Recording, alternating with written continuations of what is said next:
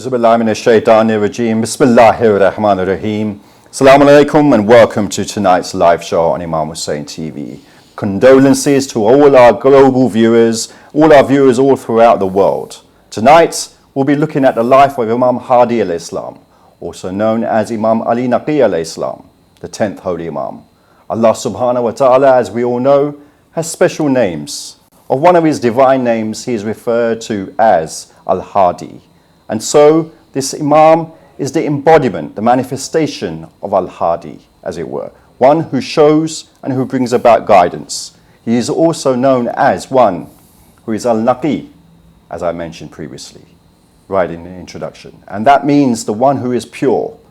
We recall the Samarra bombings, and I have also visited Samarra previously on my ziyarat trips, and alhamdulillah I've been graced with visiting Karbala, Najaf and Samarra previously before, and Qadbain.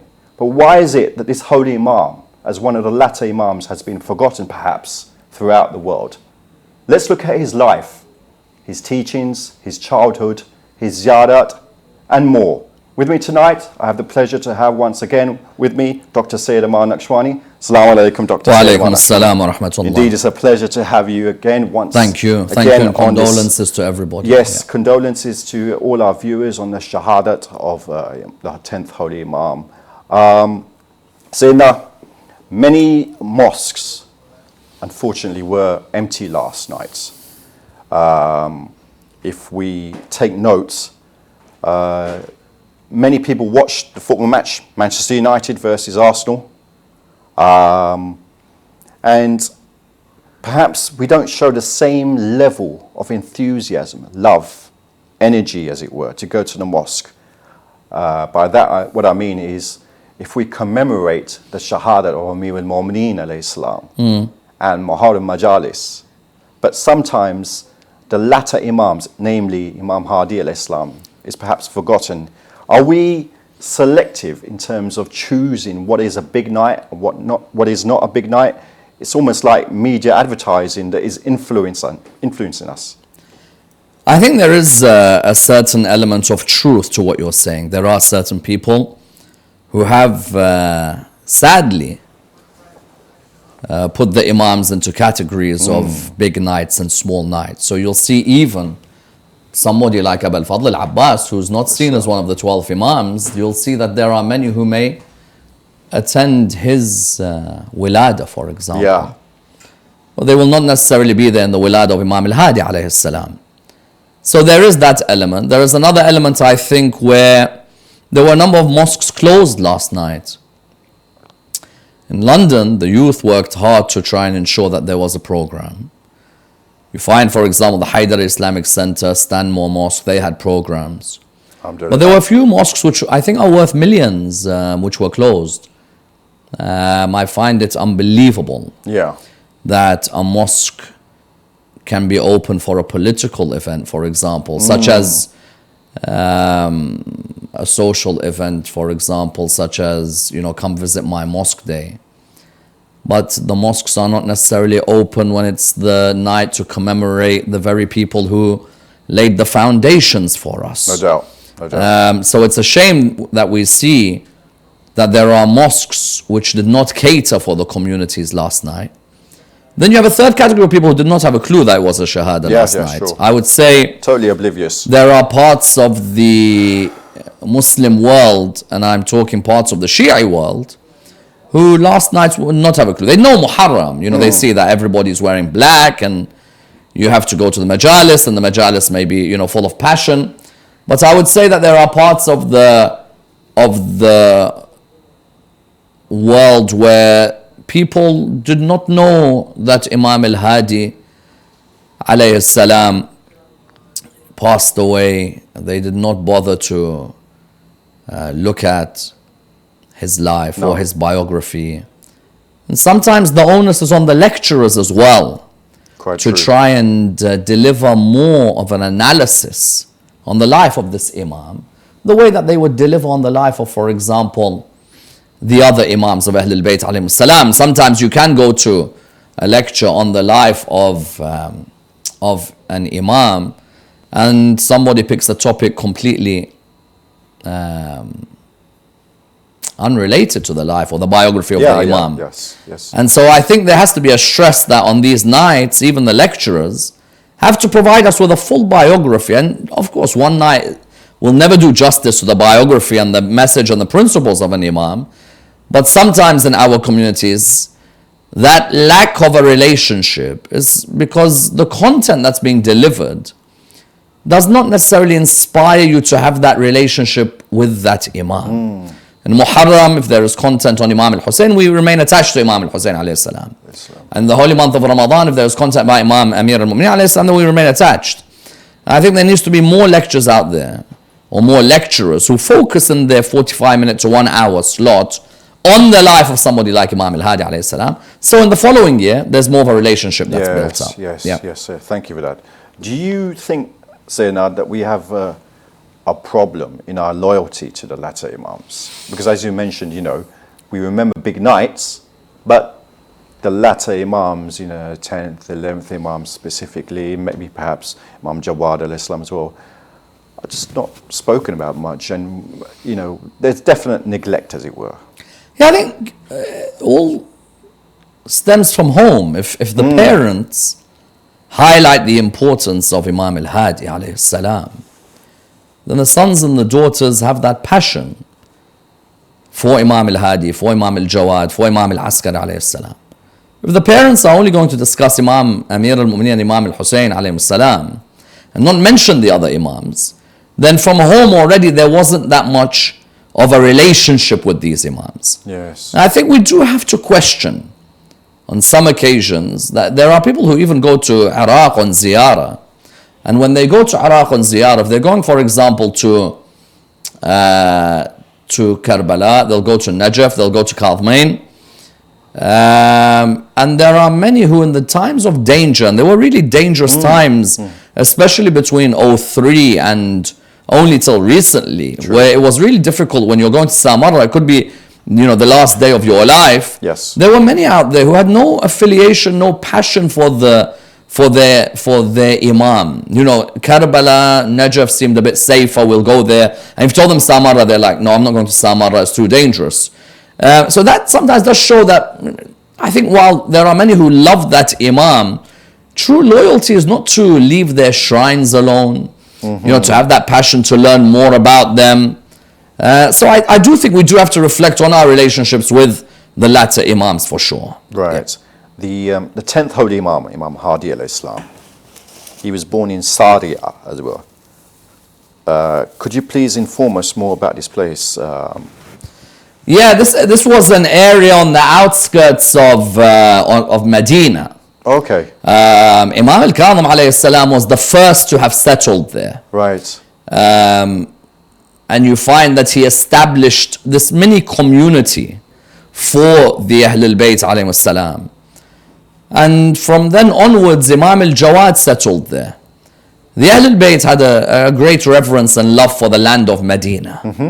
Either living within Medina or living on the outskirts of Medina. Okay. So sometimes you may find that there are Imams of Ahlul Bayt alayhi salam who may be born in the area of Abwa. Okay. There are others who are born in this area, Saria. So these are areas where the Ahlul Bayt inhabited.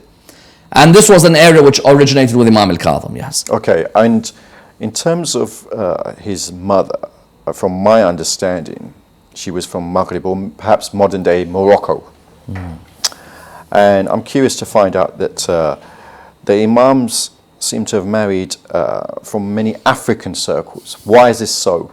Yeah, his mother was called Saman al-Maghribiya. Okay. a pious lady, great dignity, great morals. And you're absolutely right. It continued a trend where the imams had begun to marry women who, as you said, were of African origin. Now, there's a disclaimer that whenever you're discussing geography, right, in relation to the imams of Ahlul Bayt and the traditions, the geography of then is not necessarily the same as the geography of now. Yeah. But still, there was a contingent, a community, there was a contingent that had come from Africa. And Imam al-Sadiq alayhi salam seems to be the first to have married a lady from Africa with Hamid al-Barbariya. Okay. And they're marrying from Africa for a number of reasons. I think the main reason is to try and break the racism that exists. There are other reasons that, you can gain from each other's cultures, for example. You can gain from the African culture, they can gain from your culture. You can break any issues, or any grievances or any sensitivities that may exist between the people who live there, because now you're intermarried. Yeah. That's another area which one should examine.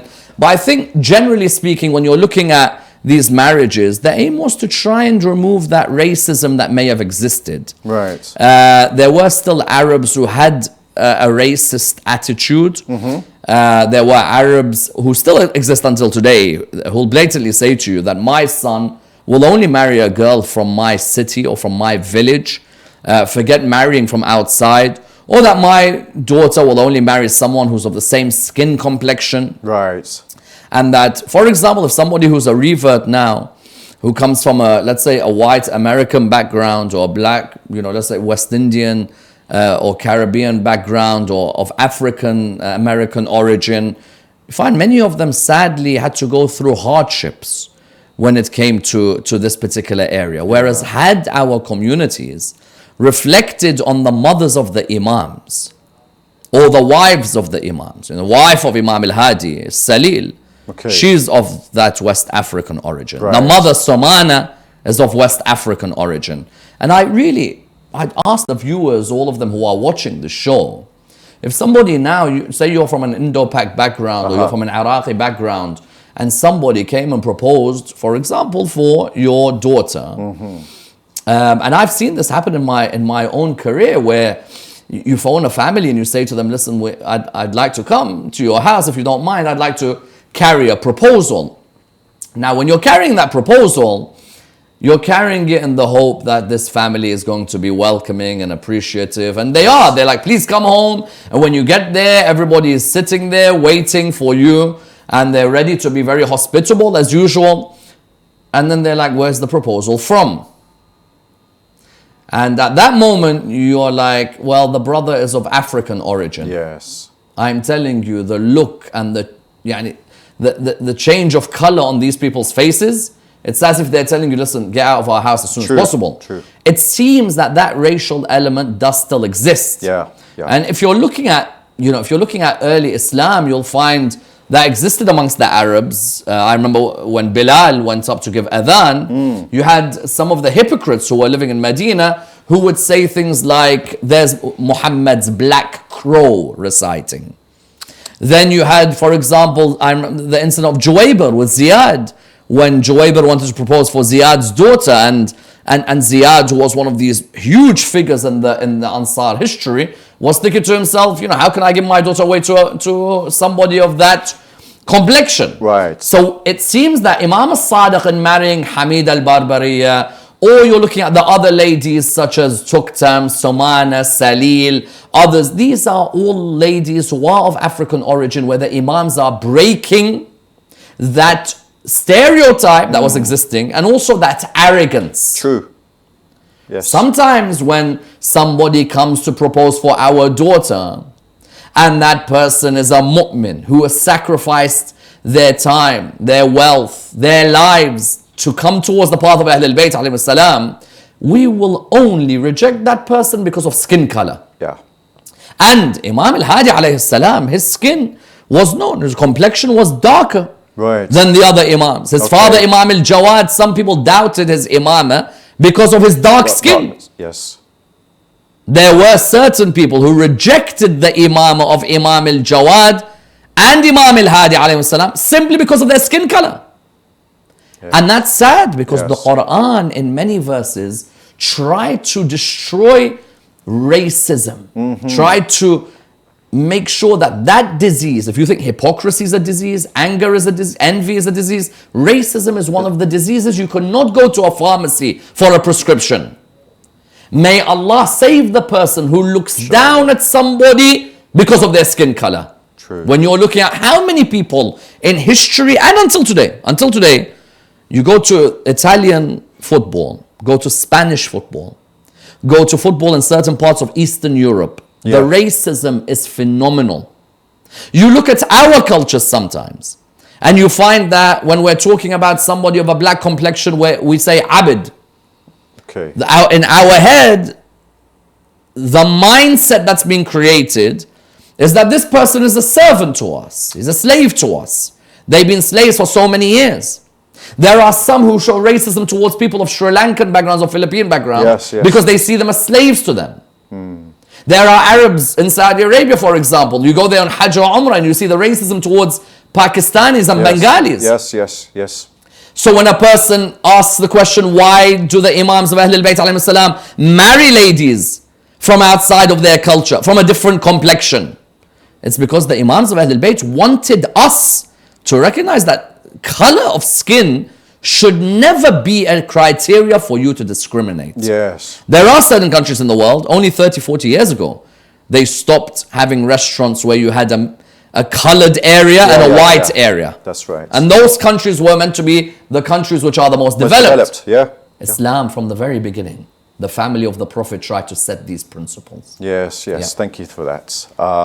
So just related to that, do you also think that we have racial issues in our mosques as well?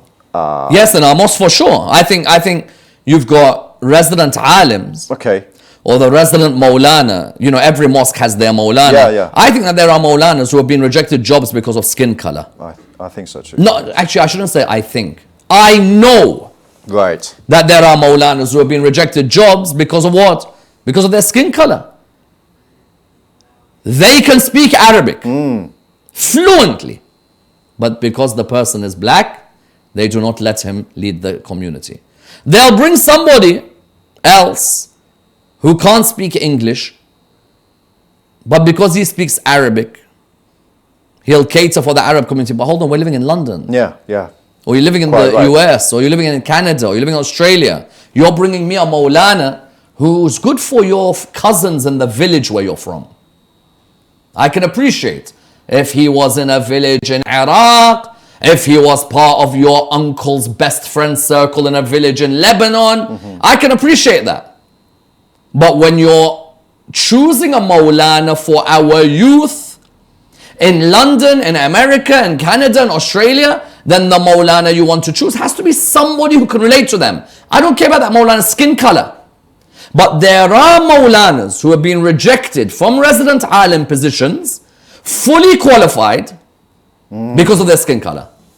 Not to say that there aren't examples which we should look at where people did not care about skin color in having the Maulana. You look, for example, and I will name. There are Maulanas who are not of the cultural communal background of the mosque where they are an imam, but that community broke the shackles of racism. Yes. And said we will employ. For example, you find Sheikh Abdul Jalil, resident alim of Idara Ja'fariyah, Ghanaian background, mainly Indo-Pak community, but they did not look at the color. They said that this person is somebody with ilm, with taqwa, God conscious, with knowledge, so they brought him in. You find, for example, Sheikh Noor in Birmingham. The Birmingham Jama'at did not turn around and say, well, Sheikh Noor is of Ghanaian descent. No, they employed him. You look, for example, in Nairobi, resident alim. You find the community may be a Khawaja Jama'at, but they did not care that the resident alim is somebody who may be of, for example, a different race to them. You look, for example, Sheikh Ayyub. Yes. In the Muslim community of East London, of Essex. True. The community did not say, well, that person is of East African descent, as he hails from Arusha in East Africa. I'm just giving these examples just to show that there are communities and we are progressing. We are evolving. But it's sad. It's sad those who have been rejected positions because of a cultural, racial arrogance that existed. Alhamdulillah, yes. Thank you for that. So, turning to Imam Ali Naqi alayhi salam, also known as Imam Hadi, he is named Ali, the fourth Ali of 12. Why were Ahlul Bayt alayhim salam so adamant, as it were, on naming Ali so often? Name me, from the time of the Holy Prophet, peace be upon his family, until the fall of the Ottoman Caliphate, name me how many Khulafa were called Ali. I defy anyone. Go on Google, go on Wikipedia, type list of Muslim caliphs.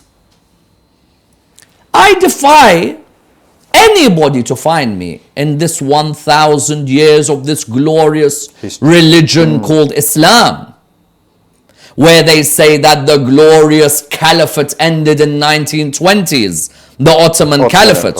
So we had the first four caliphs. We had the Umayyads, we had the Abbasids, we had the Fatimids, we had the Buyids, we had the Seljuks, we had empire after empire, Ottomans, and we had Safawids, and we had all of these. I defy people out there, name me how many were called Ali. No person in history have people tried to remove his legacy and memory like Ali, son of Abu Talib. Amir al-Mu'mineen alayhi salam, the number of times in history people tried to delete his name is why the Ahlul Bayt kept on naming Ali. Imam Ali ibn al-Husayn Zain al-Abidin, Imam Ali ibn Musa al-Rida, Imam Ali al-Hadi. It's no coincidence that the Ahlul Bayt alayhi salam keep naming Ali. It's no coincidence. The reason they keep naming Ali is because they want to ensure while you're trying to delete his name, we'll keep naming our sons Ali. Yes. Look at Imam al-Hussein alayhi salam. He names his son Ali al-Akbar, Ali al-Azghar, Ali Zain al-Abidin. If I had 1,000 sons, I'll name them Ali. So, Muhammad, when you're asking me why they don't just name Ali. They also add the kunya. Abu al-Hasan. In hadith literature, we have Abu al-Hasan the first, Abu al-Hasan the second, Abu al-Hasan the third. They love to remind everybody of Abu al-Hasan Ali. And that should be taken on board by our own communities. MashaAllah. If you have a son, and that greatest of all books has said, I'll combine Muhammad and Ali, and I'll put that name together. Those two names are special names. Subhanallah, subhanallah. Thank you, Sayyidina. So, the 10th Holy Imam, if you can perhaps just enlighten us with his early years of life, as it were. Well, his dad is 17 when Imam al-Hadi is born. 17. Imam al-Jawad was 17 when Imam al-Hadi was born. And it wasn't the easiest of times, those 8 years he spent with his dad. Because Imam al-Hadi became Imam when he was 8. Right, yes. And he lost his dad when he was 8 years of age. And those early years were not easy. The Shia were facing a lot of difficulties. Trying to get through to Imam al-Jawad. Even though Imam al-Jawad was in Baghdad. Imagine when we get to Samarra, that becomes even more difficult for people to get to the Imam of their time. But the Shia were facing difficulties. I remember even it reached a stage where Imam al-Jawad makes a plea to the wealthy members of the Shia community to try and contribute more khums in terms of the arbah of the makasib, because he wants to, because in terms of the profits that they have made from their businesses, try and contribute a bit more after the expenses because the Shia are going through immense difficulty. And for some of the less wealthy of the Shia, even some were exempt from paying the full khums amount. Right. Because a lot of the Shia were facing severe oppression. The Abbasids were no way going to help the Shia with any, any of the Sadat, especially with any spoils of war, or not going to give anything towards the Imams. So that early period, wasn't easy for them. You've got Imam al-Jawad in Baghdad, Imam Hadi in many cases in Medina, not necessarily being able to be alongside his father. And that was now a pattern. Because Imam al-Rada, when he was in Khurasan, Imam al-Jawad was not with him. Imam al-Jawad, when he was in Baghdad, Imam al-Hadi was not necessarily with him. Right. Those early years were not very easy at all. Okay. That didn't stop or didn't make Imam al-Hadi rest on his laurels, by the way. Imam al-Hadi would work. One thing people don't know, the Imams of Ahlul Bayt would find it an honor to earn a living. Yes, people forget that. A person said that I saw Imam al-Hadi planting in the fields. So I came to the Imam and I said to him, "Oh Imam, you're planting in the fields. Let us do this work for you." And he said, "My great grandfathers used to do the same. 70 levels of worship, the highest is to earn a lawful living."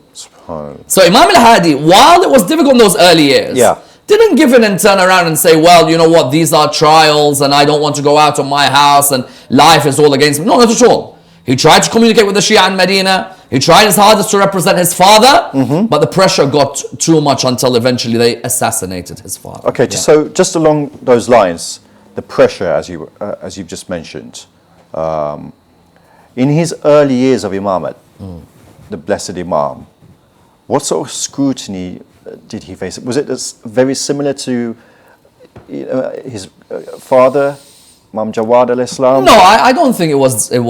I don't think the scrutiny was as intense. I think in the early years of the life of Imam al-Hadi, the caliphs that were in power were still the caliphs on what I call the Ma'mun school of thought. Okay. And there was more of a Mu'tazili current theologically. Right, yes. So I don't think it was as intense. It was still intense, don't get me wrong. You're not going to just let the Imam of Ahlul Bayt be able to preach and teach as he would like. Yes. But I don't think it was as intense. There were many debates which were happening, in that period of Al-Ma'mun, Imam al-Rada, and then after Al-Ma'mun, the caliphs that came in, there's this whole debate about whether the Quran is eternal or the Quran is created. Yes. There's a period of an inquisition of certain scholars, but I don't think it was as intense. I think when Mutawakkil al-Abbasi assumes power, that's when you have a tyrant in full force. Okay, we'll come to Mutawakkil further along in the show. But so as the young Imam now, so let's just take everyone on a journey. As the young Imam now, was it very hard for him leaving or migrating, as it were, from Medina to Samarra? And what instigated this move? Ahlul Bayt alayhim salam never enjoyed leaving Medina. Right. It was the worst moment for them. Even if you look at Karbala, did they want to leave Medina? No. Nobody wanted to leave Medina. Sayyidah Zainab alayhi salam's softness of heart was because her grandfather was on one side and her mom's on the other, and her brothers on the other. Ahlul Bayt never wanted to leave Medina, but the Abbasids moved their capital. The Abbasids moved their capital from Baghdad to Samarra. There are different reasons that have been posited as to why. Okay. Some said that there was a Turkish threat within the empire, and they needed to ensure strategically that they were in a better position. Strategically, Samarra would be a better location than Baghdad for you to counter any threats. Okay. There are a number of other opinions which we can go into. Suffice for us to state that Samarra, when you break the word Samarra into three, it means that which is pleasing to one's eye. Now, Muhammad, you've been Samarra, I've been Samarra. Samarra is absolutely beautiful. Samarra on a good day, you see the river flowing, you see the lush green. God save you if it's a bad day. If it's a storm in Samarra, you've got it coming. But when it's a good day, Samarra is one of the most beautiful places to go and visit. And so the Abbasids decide that, it's a great place to to have your soldiers. You know, we call the son of Imam Hadi Imam Askari. Askari. You know, this is an army base. You know, it's a place where you can settle the soldiers of the army. You can counter threats as well. Yes, yes. And Imam al-Hadi at the beginning is in Medina. They moved to Samarra, they moved their capital. But then you've got Al-Mutawakkil Abbasi has his governor in Medina begin to tell him that, look, if you let Ali al-Hadi, like any of his forefathers, if you let them stay in a certain area and you're not keeping an eye on them, they're going to cause you a headache. They're going to cause you trouble. Interesting, around that time, the books like Sahih al-Bukhari and Sahih Muslim are written. Okay. And they're narrating hadiths. There will be 12 after me. There's clearly knowledge. Because many times people say, well, you know, when people say to us, you believe in 12 imams, well, we believe in 12, but there's a mention of the 12 in these books such as, you know, Sahih Muslim and Sahih al-Bukhari, 12 amirs, 12 khalifas, 12 naqibs, and so on are mentioned. Of course, people will give different names, and that's up to them theologically who they decide that they want to put in terms of that list. But what you have is that Imam is known as the 10th of the Rawafid.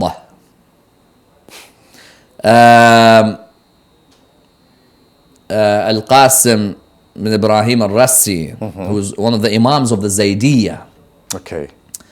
Zaydiyya is one of the Shi'i, offshoots of the Shi'i madhab. You have the Zaydiyya, you have the Ismailis, you have the before the Ismaili, it's early. Because they go towards Zayd, the son of Imam Zayn al-Abidin, and the Ismailis go to Ismail, son of Imam al-Sadiq, alayhi salam. So you've got the Zaydiyya have a strong presence in that period. And the Imams are mentioning that Imam al-Hadi is the 10th Imam of the Rawafid. Right. So two things are very interesting here. Imam al-Hadi alayhi salam is seen as the 10th. Yes. There are many who say that your Ithna Ashari belief was something done years after the Imams lived. But here we have, concurrent with the life of the Imam is the person who's admitting that this person is viewed as the 10th. And then you have a title, the Rawafid, the rejectors. Okay, those who reject the position of the early caliphate and the caliphs who assumed power. So there is that belief there. So the governor tells Mutawakkil Abbasi that don't leave Ali al-Hadi here. Now, since Karbala, none of the Imams politically wanted to raise any army against any caliph. But you would find that their enemies would always suspect that the support that they have means that at any second you could revolt. Yes. Sometimes some governments will not allow, for example, certain demonstrations, because if that many people turn up at that square on that day, then the whole government can fall. So the Abbasids weren't taking no half measures. They wanted to make sure that the Imam was, pretty close where they could keep an eye. And so the Imam had to leave Medina. And he had to leave Medina with his family. It was a very difficult time for them. Today you may find somebody leaving Medina to go to Iraq. You might take a flight. Those days not easy. Yeah. And Al-Mutawakkil Abbasi made sure that this was going to be an arduous journey and a humiliating one as well. Right. So you've mentioned the key character there, Sayyidina Mutawakkil al-Abbasi. He's viewed as one of the worst, Abbasid Caliphs, as it were. Is this agreed in all schools? No. If not, why not? What do the Yazid? Yeah. Yazid, son of Muawiyah. There are people who defend him. So who's Mutawakkil Abbasi? Yazid, son of Muawiyah. There are those out there who defend him. There are those out there who try to put radiyallahu anh next to Yazid's name. Yes. So if Yazid is somebody who could be defended by certain people, may Allah guide them, then Mutawakkil Abbasi, I'm not surprised when there is a particular scholar who says Mutawakkil al-Abbasi muhyi sunnah wa mumit al-bid'ah. He's the one who revives the sunnah of Rasulullah sallallahu alayhi wa alih. And he's the one who killed all innovations and made sure that they did not come to light. Somebody who treats the great-grandson of the Prophet, peace be upon him, his family, in a humiliating manner. Somebody who destroyed the shrine of Imam al-Hussein alayhi salam. How could you say this? But nothing surprises me anymore, believe you me. Yeah. The moment I saw a video where somebody said, you know, Yazid didn't really kill Imam al-Hussein because he was in Sham. And Imam al-Hussein died in Karbala. So you can't blame Yazid. That's when I gave up on our history. Yes. Viewers, we're just going to be going for a short break. So we've got about 3 or 4 minutes. So do call in to pose your questions. The telephone number is 0203 515 0199. Imam Hussein TV would greatly appreciate your donations as well. So you should hopefully see the PayPal ticker tape at the bottom of the screen as well. You can also WhatsApp your questions. Telephone numbers 07939 917 163. So now we've just got a couple of questions. So perhaps we'll revisit this question that I'm going to put forward now after the break. So you've mentioned about the cruelty, as it were, of Mutawakkil al-Abbasi. What measures did Mutawakkil take to humiliate the Imam, starting with Khan al-Sa'aliq, if I pronounce Well, it? let's, I think we'll answer part of it now. Yes. And then we'll answer after because we have a few minutes. Mutawakkil Abbasi knew that the Imam was revered. And he knew the Imam was loved. And publicly he did not want to show any humiliation. He wanted to tell everybody, look, I'm going to welcome him in the best of ways. But when the people could not see what he had orchestrated, that's where the humiliation would be. You mentioned Khan al-Sa'aliq. He made sure that when he first was on his way to Samarra and getting closer, he made him stay in the slums. Yeah, put him in the worst of places. Now, nobody could see where the slum was. It wasn't that everybody had known. People thought, well, Ali al-Hadi has come to Samarra, he must be staying in the nicest place. Not at all. The first thing he did was he made sure that he was placed in the slums. And this cruelty of Al-Mutawakkil, I remember reading a tradition where Al-Mutawakkil put the granddaughters of the Prophet Muhammad, peace be upon his family, in such difficulties that between 10 of them, they would share one piece of cloth to cover their bodies. The Abbasids were known for their oppression. And sadly, people try to cover up this oppression by saying, well, that's the golden age of Islam, and we have to respect all of these. No, not at all. You know, the first humiliation, and it was a sign of things to come. You're going to come here to Samarra. Not only am I going to keep you under house arrest, not only will I humiliate you, but I'm going to ensure that your patience is tested in every possible way. And inshallah, after the break, we're going to look at other instances where he sought to humiliate Imam al-Hadi, but the beauty of the dignity of Imam al-Hadi in response. Inshallah, inshallah. So viewers, we will be going for a short break in the next moment or two. But as I said, do call in to put your questions forward to Dr. Sayyid Ammar Nakshwani. As I said, the telephone number for questions is 0203 515 0199. You can also WhatsApp your questions on 07939 917 163. We'll be right back in the next 2 minutes, inshallah. Assalamu alaikum.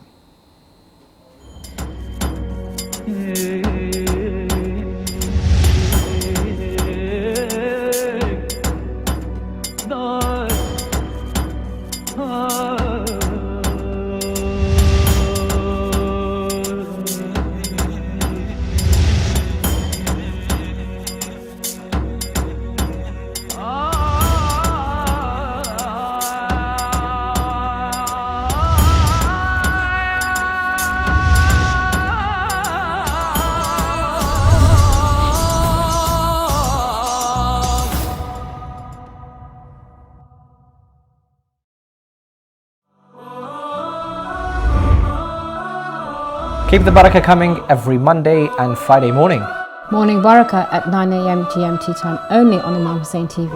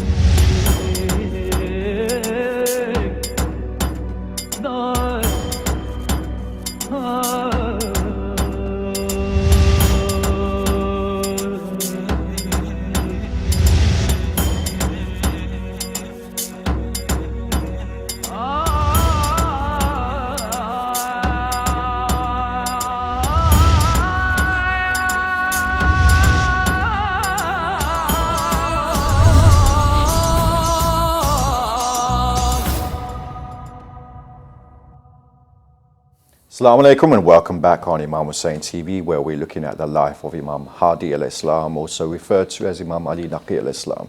Sayyidina, just before the break, you were enlightening the viewers and myself on the measures, unfortunately, the cruel measures that Mutawakkil al-Abbasi was taken out, as it were, and then we just started to touch on Khan al-Salik. So if you can just perhaps... Yeah, so as I was saying, and what's very interesting is that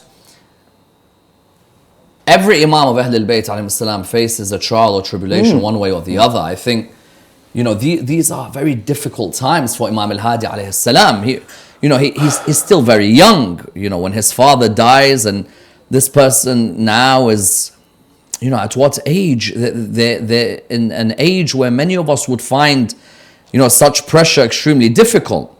And the second policy of Al-Mutawakkil and other Abbasid Khulafa, always with his father Imam al-Jawad, was to try and disprove their greatness by bringing the greatest scholar of their particular time.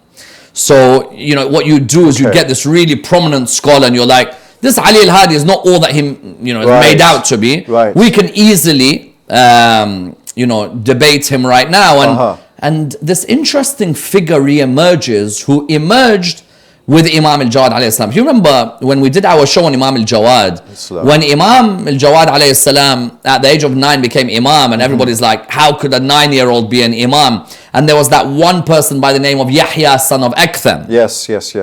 Now Yahya bin Aktham, he asks Imam al-Jawad a famous question, and that was, what's the kafara for someone who hunts while in the state of ihram? And you remember Imam al-Jawad says to him, it's a very vague question, and Yahya's like, what do you mean? He's like, well, ihram for Hajj or ihram for Umrah? Was it in the daytime or was it in the night?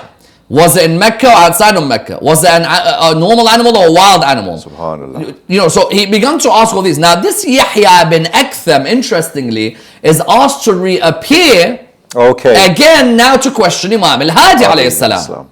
And not just Yahya bin Aktham, you had Ibn al-Sikit, you had Ibn Junayd, you had, you know, Yahya bin Aktham. All of these scholars were asked to question Imam al-Hadi alayhi salam. And the aim was to humiliate the Imam.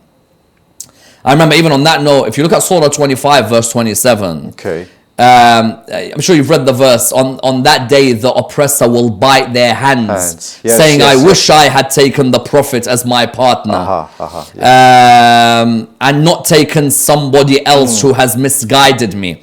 And Al-Mutawakkil tries to humiliate the Imam because he hears that the Imam has mentioned who those two are, who on the day of judgment will say that we wish we hadn't taken each other as partners for the dhulm that we had done to Ahl al-Bayt. And everybody knows who those two are. Now he tries to humiliate the Imam by saying what? He tries to humiliate the Imam by saying that we heard that you mentioned the names or implied the names of two in Islamic history who on the day of judgment, when the ayah says يَوْمَ يَعْضَ الظَّالِمُ يَدَيْهِ, that day that the zalim will bite their hands, you implied who they were. So Imam al-Hadi would very beautifully look at him and say, why would I mention the names when Allah has decided not to mention them in the verse? You know, it's a very nice reply. Allah subhanahu wa ta'ala in that verse says that somebody on the day of judgment will say that I wish I had not taken this partner, I wish I had taken the Prophet's path, preserving the dignity. But Allah did not mention the name.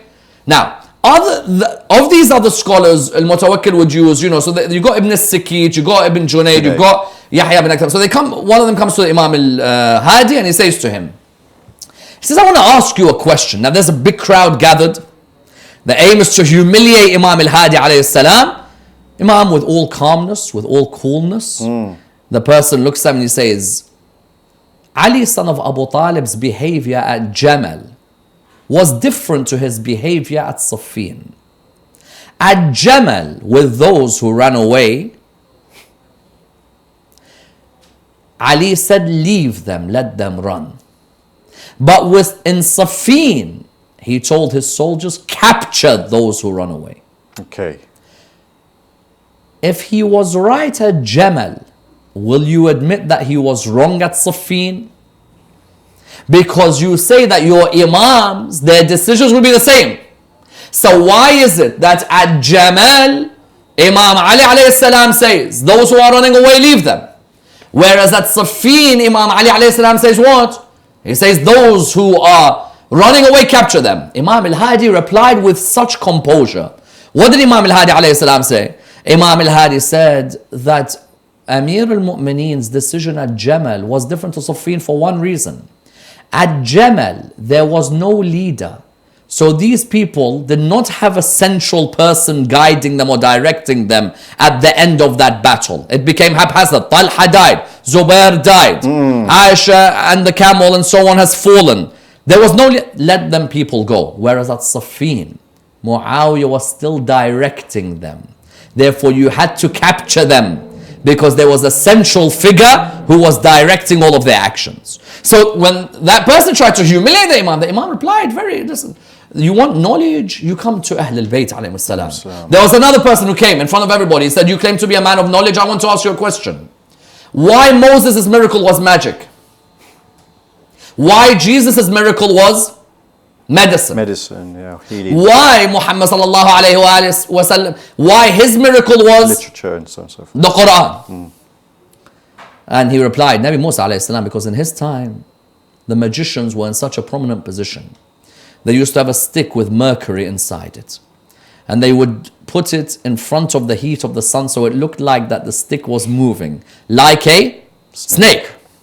So Allah gave Musa the miracle of a stick that became a snake. So those magicians automatically, knowing their trade, came towards the path of Allah. In Jesus' time, nobody would cure the leper. Nobody would sit with the leper. The lepers were a neglected community. Nobody could raise the dead and make them alive until today. Nobody was able to cure the blind. The physicians were at a strong level but couldn't do these things. A prophet of Allah was given those miracles. In the time of the Prophet Muhammad sallallahu alaihi wasallam, peace be upon him and his family, the Arabians, they knew their language inside out. They knew their literature, their grammar. Yes. They knew the structure of their sentences and verses. They were proud of their poetry. Until Walid ibn al-Mughira says, "In hada illa sihrun yu'thar." These are just the words of a magician. I don't mind, because magic is that which is extraordinary. You've admitted that these are not the words of a normal human being. Yes, quite. So the Imam would always entertain. Look, if you have any questions to ask, feel free to ask. So that was a second method of humiliation. But I think with the wine incident, that probably was the most difficult moment for the Imam. Okay, fine. So we'll go to this incident and then we'll go quickly on to a couple of questions, Sayyidina. So Mutawakkil, he broke into the Holy Imam's house, and he broke in at night, in the middle of the night, and he was drunk.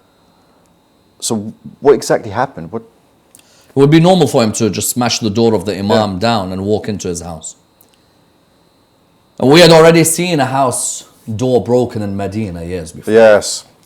And it was normal. It was normal for Mutawakkil used to be intoxicated. And many Muslim Khalifas were drunkards. But we shouldn't say these things, you know. You have to try and be politically correct. But anyone who studies the Umayyads and the Abbasids, some of them even had pools made of alcohol. You know, Yazid and people like this, and you know, the likes of Mutawakkil al-Abbasi, these were known drunkards. And if they've had one drink too many, God save you. And only Allah knows what sabr, what patience Imam al-Hadi had. where in the middle of the night, Mutawakkil barges into his house with a glass of champagne, glass of alcohol. Imam is sitting down, and he puts it next to the Imam. The Imam said, this never mixes with our flesh or our blood. I think there's a huge lesson there, because there's a lot of us who, for the sake of the odd pound or the odd dollar, won't tell anybody to remove their glass of wine or alcohol at that business meeting. And some people, because they rejected such meetings, lost jobs. But I think Allah subhanahu wa ta'ala gives you in other ways. Yes, yes. Then there are others who, mashallah, they made a lot of good money. And it's interesting, those who make a lot of good money, where they've sat on tables where there's a lot of alcohol and so on, they've got their ways of justifying. They'll give a big donation to some mosque somewhere. They probably don't care about the place, but they're just like, listen, I've done a bit of haram this year and I'm going to need to expiate it. And then there may be others who may sell even alcohol and find ways of donating to some war-torn Muslim country to make up for this. But what you have is that he places the glass of wine and Imam says, our flesh and blood never mixes with such things. And then with his drunkard way, reminding me of the governor of Kufa, Walid bin Uqba, when he was drunk leading Salat al-Fajr in the time of Uthman. When he was drunk, he then turned to the Imam, he said to him, recite poetry for me. And the Imam said, it's not common for us to recite poetry, but I will. He begins to recite these lines of poetry, which I recommend anyone to go and study, because they're lessons for all of us in lives. In our lives, they're a lesson for all of us today. Because he's saying, where are those people who sit in those government positions? Protected by powerful people around them. But they will never reach a stage where they are needless. There will be a day they will go to their graves. And they will hear a call. Where are those luxury houses and clothes?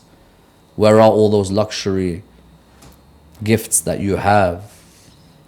And really, in those lines of poetry, I only paraphrased a few of them, but in those lines of poetry, the Imam wanted to tell Mutawakkil, you could sit here in Samarra, all powerful, acting arrogant with me.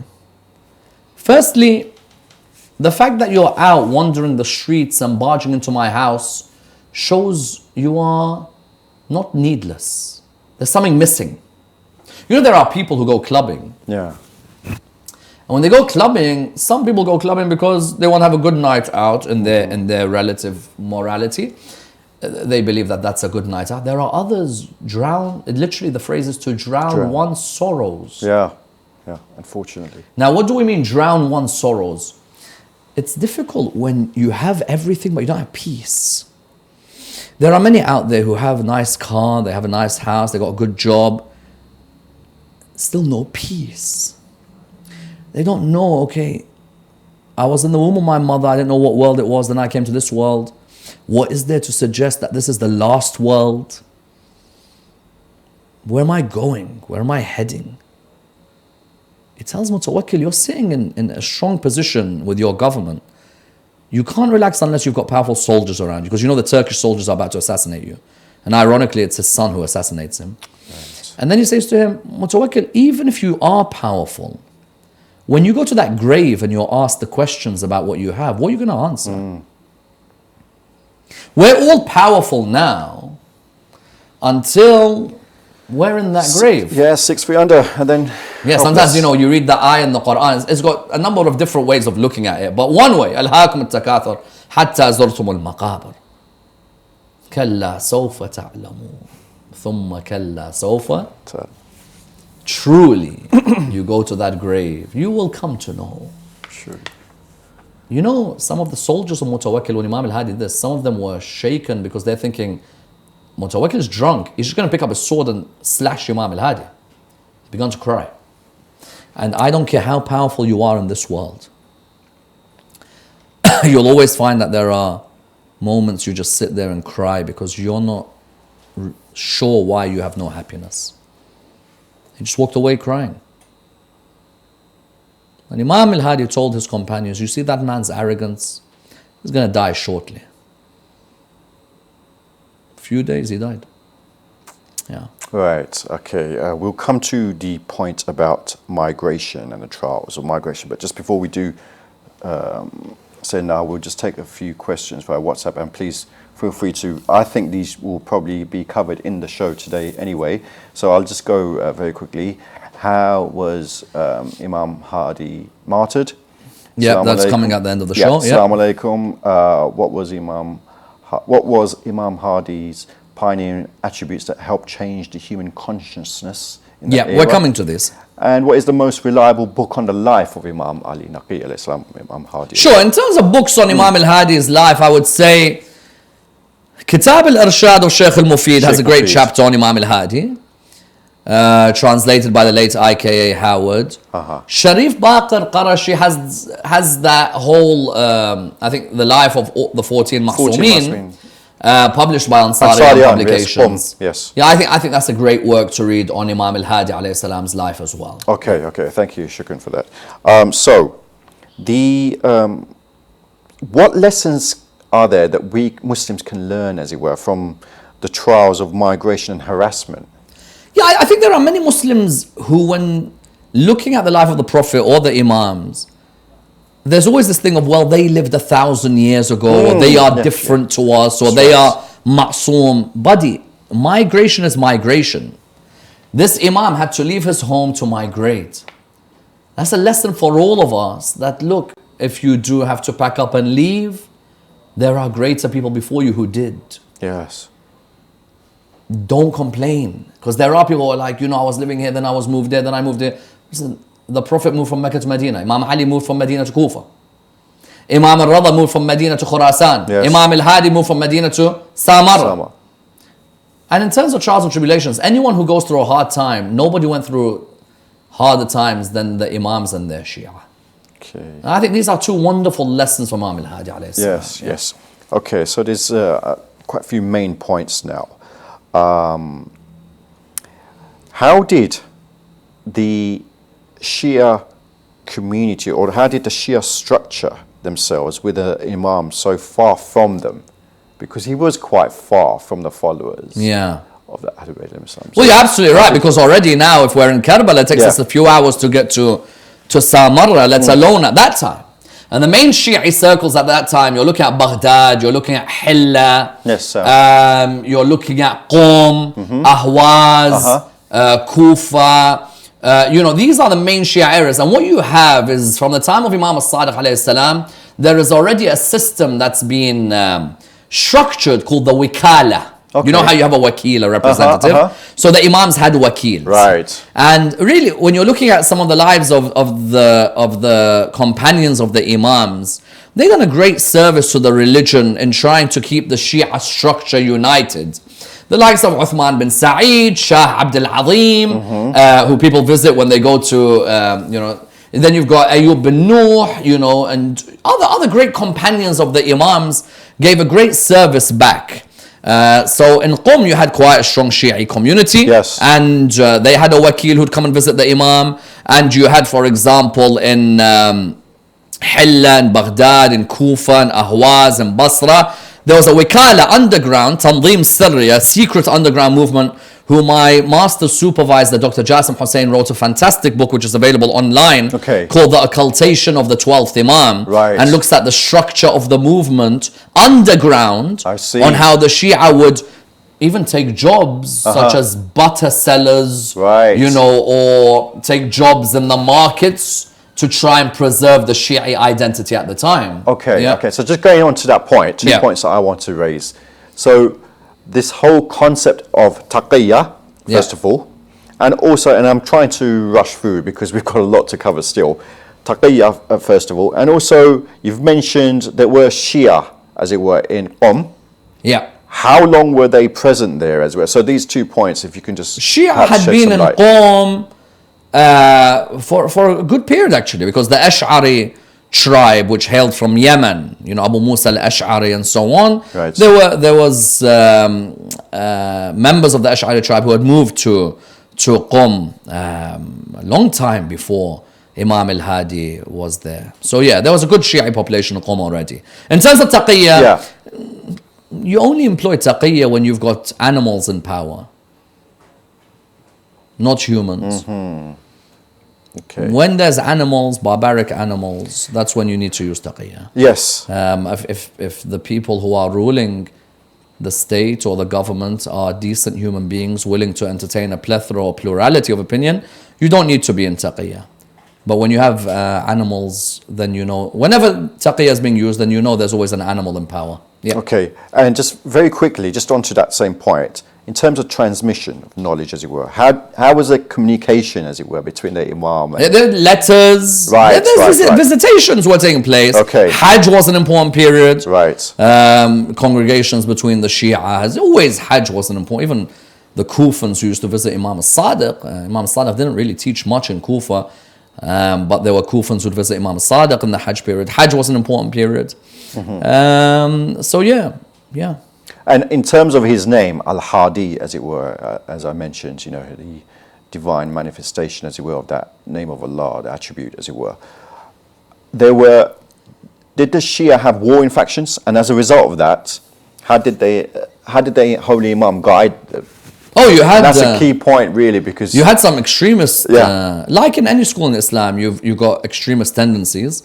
There were people who were extremist Shia who had begun to say that the Imams were God. When we come to Ziyarat al-Jami'ah shortly, we were very you got to recite Allahu Akbar 100 times before you recite Ziyarat al-Jami'ah. You know that? Subhanallah, yes. You got to say Allahu Akbar 100 times. Because if you recite Ziyarat al-Jami'ah without The correct adab akhlaq. exactly and reciting Allahu Akbar, and there were Shia who were known as ghulat, extremists. Now, what the parameters of extremism are always open to debate, but there was definitely Shia who were extremists. Then there were Shia who tried to enter the debate about the Quran, created or eternal. Imam told them, stay out. So, in terms of the ghulat, Imam did la'nat on them, and Imam said, these are not part of our sect. And in terms of the others who were trying to enter debates that were going nowhere, he would tell them, stay away from these. Don't cause trouble amongst each other. Okay. So now we turn to Ziyarat al-Jami'ah. Enlighten us. Why is it so special, as it were? Ziyarat al-Jami'ah. Ziyarat al-Jami'ah, it's for the real Shia. A real Shi'i immerses themselves in Ziyarat al-Jami'ah. It becomes tattooed all over his mindset. Subhanallah. You want to know why we are so blessed to know Muhammad and Al Muhammad, and to have the Imams of Al Muhammad, and to be born on the path of the Imams of Al Muhammad? You read Ziyarat al-Jami'ah. Absolutely phenomenal ziyarah. Not from the realms of rational theology. This is mystical. This is when Imam Hadi alayhi salam tells you, you want to know what we are? We are the family of Allah. Subhanallah. Salams to the family of Allah. Those who hold on to us are those who are successful. And those who leave us are those who have left religion. It was in our wilayah that the message was complete and the blessed became greater. There are some extraordinary lines where literally the Imams are the axis of existence. And really you see some of the greatest ulama, Saduq, Tusi, Ahsa'i, Muhammad Taqi al-Majlisi, amongst others who have just written profoundly on Ziyarat al-Jami'ah. I think every line in Ziyarat al-Jami'ah of Imam al-Hadi, every single line requires a majlis. Subhanallah. Okay. So I'd like to stay on this area of the virtues of ziyarat for a little while. What are the sources of this ziyarat? Ziyarat al-Jami'ah is in the Tahdhib of Shaykh al-Tusi and Man La Yahdarahu al-Faqih of Shaykh al-Saduq. Okay. Yeah. Okay. And has anyone written a tafsir or a shahar or tafsir on Ziyarat al-Jami'ah? I think that probably the greatest tafsir on Ziyarat al-Jami'ah, Shaykh Ahmad al-Ahsa'i. Okay. You know, mystical tafsir. Really? Ahsa'i, well, you know, it's going to take you to the mystical realms. But hey, Ziyarat al-Jami'ah is mystical. Ziyarat al-Jami'ah shows you that those imams that you follow aren't just Arab men. They belong to a different realm. The secrets of Allah are manifested in those 12. Ahsa'i and Muhammad Taqi al-Majlisi probably both have written the sharh. I think Ahsa'i is in 4 volumes. Yeah. Subhanallah. Subhanallah. Okay. So now coming to the point of ziyarah, as it were. Why were there so many different ziyarah, as it were, written by imams, as it were? I think different reasons. Because they were slightly different. Sure. I think one reason you were able to teach the aqeedah of the Shia through a ziyarah because you never were able to give a class publicly teaching aqaid. Okay. So if I give you an example, let's look at, Sahih al-Sajjadiyah. Sahih al-Sajjadiyah, in my opinion, is Imam Zain al-Abidin saying, if you're not allowing me to teach publicly, I'm going to put all the aqeedah lessons in dua. Sahih al-Sajjadiyah is not just dua. Sahih al-Sajjadiyah is, you, Bani Umayyah, do not let us give classes. All of our classes will be in these du'as. Our Shia will know the class and the lesson when they open their heart to that du'a. That's Sahih al-Sajjadiyah. I think the ziyarahs likewise. First reason is because you've got aqeedah within the ziyarah. And I think second reason is quite obvious, and that is maintaining tawalla and tabarra. You know, that love and guardianship of the Ahlul Bayt alayhi salam, and dissociating from their enemies. Because their enemies are the very manifestation of dhulm. And Ahlul Bayt are the manifestation of adala. And thirdly, I think a physical reason. You're not able to literally perform ziyarah, visitation of the grave, so you could perform it from afar. Okay. So, you've quite wonderfully, if I must say, Thank you. given a brilliant description and a breakdown of ziyarah. So now coming to key ziyarah, as it were. What is the difference, e.g., for example, ziyarat Aminullah, ziyarat Imam Hussain, ziyarat Jamia? I think the first two are ziyarahs of specific imam. Okay. Whereas ziyarat al-Jami'ah is not specific imam. It is recognition. All of the imams' positions, Collective status, attributes. And I know many ulama who have said, our hajat were answered when we read Ziyarat al-Jami'ah. So there are many of our viewers out there who have read Ziyarat al-Hussein alayhi salam, Ziyarat Ashura. They have read, for example, other Ziyarat Warith. Read Ziyarat al-Jami'ah. And you know what? You don't even have to read it in the way where you stand up and you're facing and you're just going through Arabic words. Just sit and read the translation of Ziyarat al-Jami'ah. And that's why Imam al-Hadi is like, you've tried to humiliate me. And you think we're affected. Let me tell you who we are. It's a stunning ziyarah. SubhanAllah. Yeah. And in your opinion, why do you think they're not discussed so much? It's a shame. Because I think it's sad that there are many out there who have never heard of Ziyarat al-Jami'ah. Yeah. There's many out there who don't know anything about Imam al-Hadi, let alone Ziyarat al-Jami'ah. True. But I think the onus, you see, in this day and age, I always repeat this. We're living at a time where knowledge is easily accessible. You know, our parents used to wait for cassettes to come to hear majalis. Some of our parents lost lives listening to majalis. Some people in Iraq had their ears cut off because they were found to listen to majalis. Today, when you have articles available online, you have lectures available online. No excuse. You know, I see, it's amazing how many of our youth will sit on their phones and play this Candy Crush and these other games and some gambling games, and others might play games which take them nowhere. And listen, I don't want to be a party pooper. Look, there's always time to enjoy oneself. But Imam al-Baqir used to always say the sign of our Shia is their ilm. They're always searching for ilm. They're always seeking to disseminate. I don't think you can only blame speakers and lecturers and Maulanas for not having discussed Ziyarat al-Jami'ah. Sometimes you yourself have to take some time out of your busy schedule to try and open up the wonderful legacy of Ahl al-Bayt. Okay. The blessed 10th Holy Imam, Imam Hadi alayhi salam, did he have sons? Yeah, Imam al-Hadi had a number of sons. The most famous being, of course, Imam al-Askari alayhi salam. Sayyid Muhammad, buried in Balad, phenomenal personality. Many of us have done the ziyarah, and for those who haven't, may Allah bless them that they do the ziyarah of Sayyid Muhammad in Balad. He's a phenomenal personality.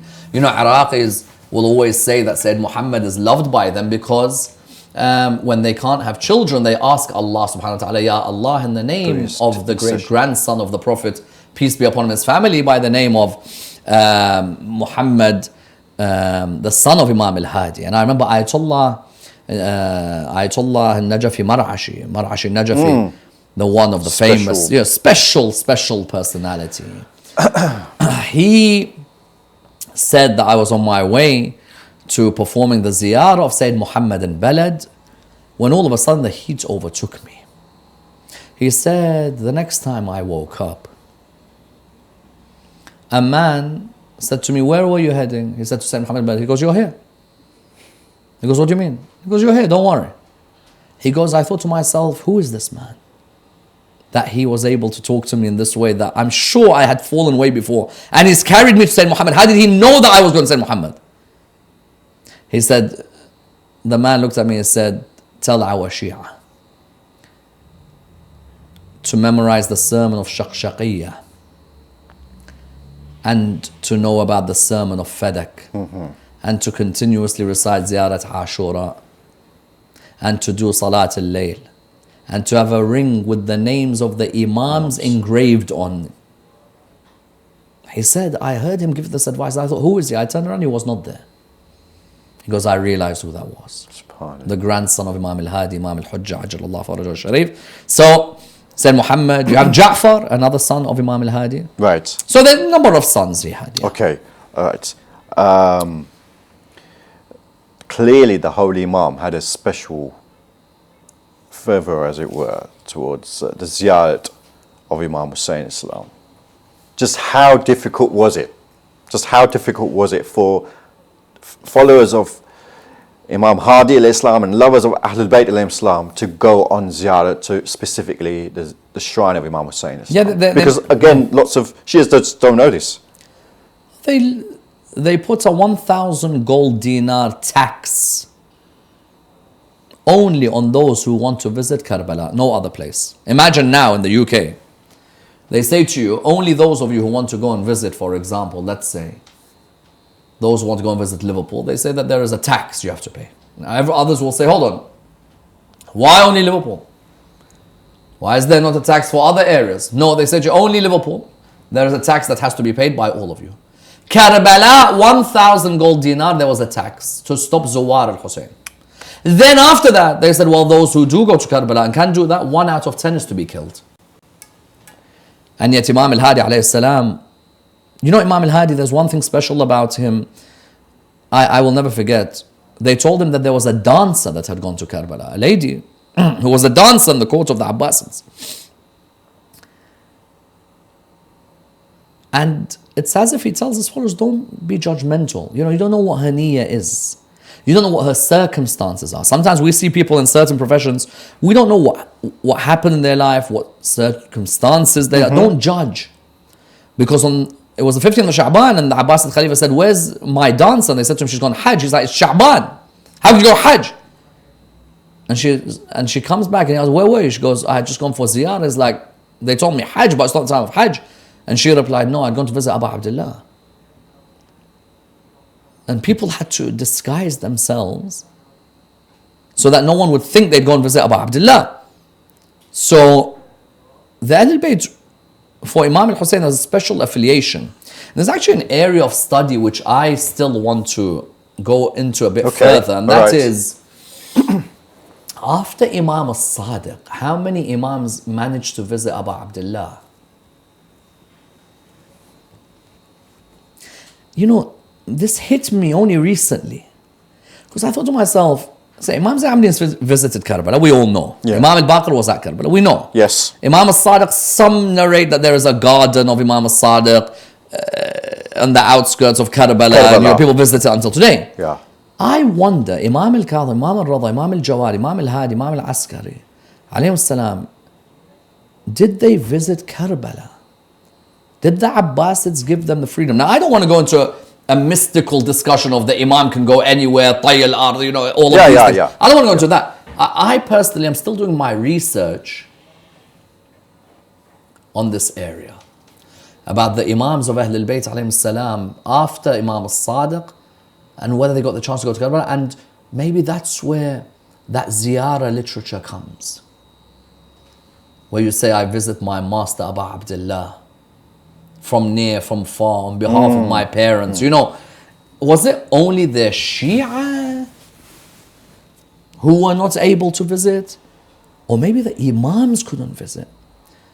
You know, Imam al-Sadiq cries when he speaks to Muawiyah bin Wahab. Forgive me and my brethren and the Zawar of Hussein, those who spent their wealth and put their bodies in danger just to visit him and please the Holy Prophet, peace be upon his family. So have mercy on the cheeks that rub themselves on the grave of Abu Abdullah. Have mercy on the eyes that shed tears for Abu Abdullah. Have mercy on the heart that breaks for Abu Abdullah. Have mercy on those hearts that are burnt when they remember Masar Hussein. So I think someone has to maybe look at this as to whether the Imams actually visited Abu Abdullah in that late period, or was there too much oppression for them to go? Right. Yeah. Okay. I think, see, now we've just got time for one question. So, why was the blessed Imam poisoned? As we know, every Imam has reached the status of Insan Kamil and can only be Shaheed. That's the only way he can depart from this world. And again, most of the masses don't know that. So that's the first point. And just very lastly, what happened at his funeral? Because we've got hardly 2 minutes. Yeah, Al-Mu'taz, the Abbasid Khalifa, there was a real jealousy of the success of the Imam, that under all trials and tribulations maintained his dignity. People of Samarra turned and started to love Imam al-Hadi. At the beginning, there wasn't necessarily that much love. By the end, people were slapping themselves in the funeral. I've read hadiths where people were hitting themselves in the funeral of Imam al-Hadi alayhi salam, where even Imam al-Askari was finding it hard to escort his father's body because of how many people were trying to jump and surround the body. But as they did with his, forefathers, and they poisoned him, And I remember one scholar in his Masa'ib saying that he requested that he is laid on the ground so he feels a bit of what Abu Abdullah felt when he was dying. So there's that real love for Abu Abdullah in all the Imams, and especially in Imam al-Hadi's final moments. And our condolences to his grandson, Imam Sahib al-Zaman. Viewers, we've run out of time, and it's been a great pleasure to have Dr. Sayyid Ammar Nakshwani on our live show tonight. I hope you've enjoyed the show from Dr. Sayyid Ammar Nakshwani and myself, Muhammad Ali. See you again next time, inshallah. Assalamu alaikum.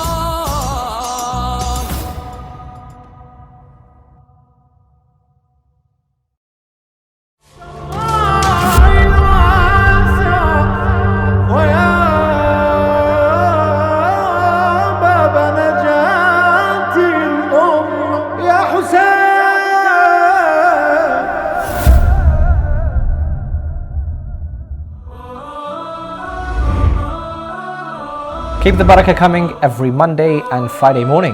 Morning Barakah at 9 a.m. GMT time only on Imam Hussain TV.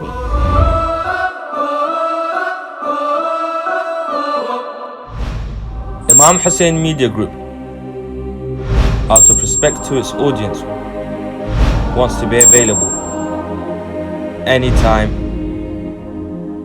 anywhere. Our worldwide viewers, and in particular North America, can watch our channels through Roku TV setup box. To download our Roku app, follow these simple steps. Go onto the menu and select streaming channels, and then choose the category religious. Then you can find Imam Hussain TV from the list. Now choose add channel and then select OK.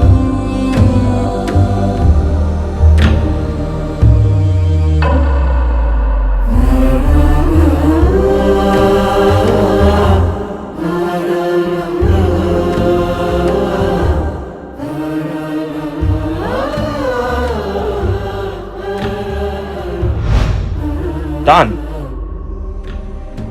Now you can find Imam Hussain TV in your home screen and watch all of our channels online.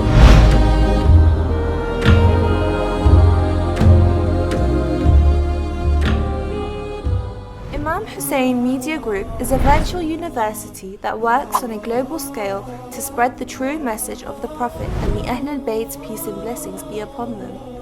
Imam Hussain TV was established 10 years ago in the city of Isfahan, Iran. We work to cover all aspects of religion, Islamic jurisprudence, politics, philosophy, and many more, and aim to bring the public's attention to the righteous Islamic sect, Shia Islam. Our ultimate goal as a media group is to convey the interpretations of the Holy Quran, as well as the traditions and knowledge of the Holy Prophet and his progeny. May Allah's peace and blessings be upon them. Our objectives are to protect and safeguard the Shia youth from the destructive impact of immoral ideologies, standing up against injustice by documenting the oppression of Shia across the globe, as well as encouraging peace and unity amongst the Muslims. To reach our aims and serve the Muslim Ummah, we require a budget that would cover all the expenses for our productions, allowing us to work on different projects. Imam Hussain Media Group is a crowd-funded project. We have no sales nor do we charge for our services. We solely rely on monthly payments, financial contributions, donations, religious alms, and generous gifts. The expenses of each production varies depending on the type of project and the style of filming. There are many elements to a production that requires time and capital. The producer must analyze the costs of the venue hire, equipment, transport, feature fees, set design, staff support, and further additional costs. The Holy Prophet, peace and blessings be upon him and his family, narrated, "The best of people is he from whom people benefit." It is up to you to help the Muslim Ummah come together and help guide the youth in remaining on the correct path of Islam. To take part in this global conquest and to spread the message of Imam Hussain, peace and blessings be upon him, please visit www.imamhussain3.tv or give us a call on +44 0203 515 0199. You can also contact us via WhatsApp, Telegram, SMS, or even email us on donate@imamhussain.tv. Let's work together hand in hand to elevate the faith of our Shia youth today. You're here defending the paedophile. I'm here defending your dad. Women are here defending the paedophile. You're here defending. We need a TV channel because we've got mosques. We have Islamic centres that are always open. We have schools teaching Islam. Hijab is part of a school uniform. Islam has come and it's established here in the West. And everyone's happy. They love us. Passion. Our culture. The media is always on our side. We've got plenty of English speakers, plenty of English books, And plenty of places to go and learn in the English language. Let's be real. Let's get active. Be more involved. www.imamhussain3.tv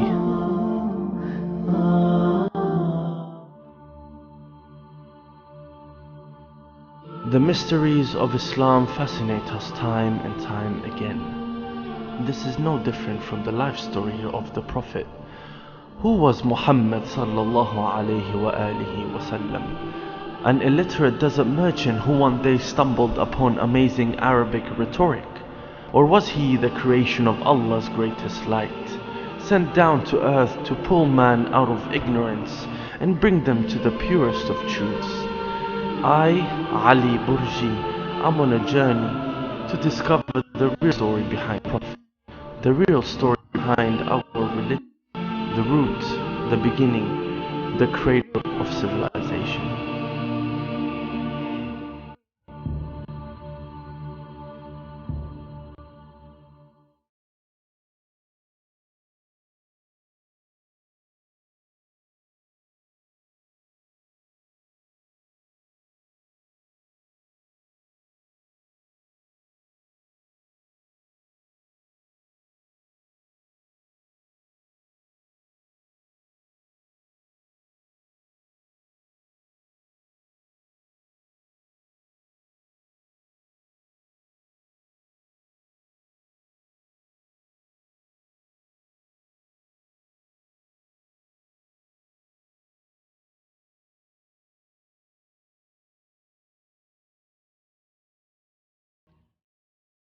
Many of the youth in the West complain that they don't have an access to an English interpretation, tafsir or commentary of the Holy Quran. It has reached us from the Imams of Ahlul Bayt alayhim salam that there is no problem that one faces where he or she cannot find its answer within the Holy Quran. Inshallah, one of this year's New Year's resolution will be to connect and to understand the Holy Quran. From the holy land of Karbala and within the vicinity of the shrines of Imam al-Hussein alayhi salam and Abu al-Fadl Abbas alayhi salam, we will bring you a series of lectures about the interpretation and tafsir of the Holy Quran. Our aim is to start a series of lectures starting with the first chapter of the Holy Quran and continue inshallah to the last chapter.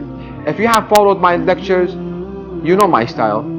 Inshallah, we will have an action plan within every episode.